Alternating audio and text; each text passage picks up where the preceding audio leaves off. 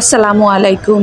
মুখে যখন কিছুই ভালো লাগে না, মুখে কোনো কিছু খেতে যখন রুচি লাগে না, তখন আপনারা এই কাঁচামরিচের ভর্তাটা তৈরি করে নিতে পারেন। কাঁচামরিচে প্রচুর পরিমাণ ভিটামিন সি আছে, তাই কাঁচামরিচ আমাদের শরীরের জন্য খুব উপকারী। এখানে আমি এই ভর্তা বানানোর জন্য কিছু কাঁচামরিচ আর কিছু রসুন কুচি করে নিয়েছি, কিছু পেঁয়াজ কুচি করে নিয়েছি। এবার এখানে আমি হালকা কুসুম গরম পানিতে কাঁচামরিচগুলোকে ভালো করে ধুয়ে নিব। এখানে আমি 2-3 বার করে পাল্টে পানি ধুয়ে নিয়েছি।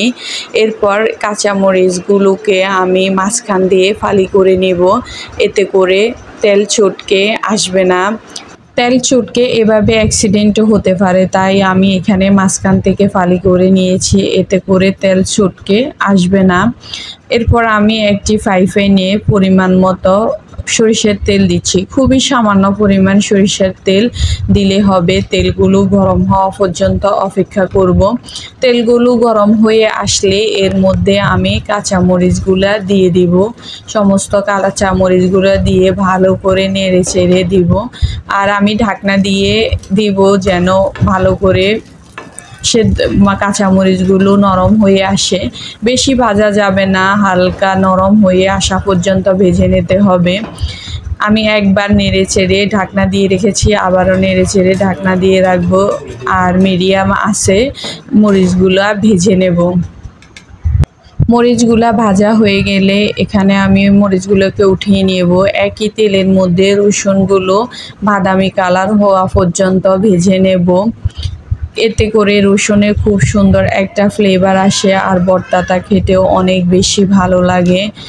এখানে আমি এই তেলে আর কোনো তেল দেব না, এই অল্প তেলেই, যেহেতু এটা নন স্টিকের প্যান, এর জন্য অল্প তেলে ভেজে নিলে চলবে। বাস ভাজা হয়ে গেছে মরিচ আর রসুনগুলো। এখানে আমি মরিচগুলোকে হাতের সাহায্যে কষলে নেব, একদম ম্যাশ করে ফেলবো।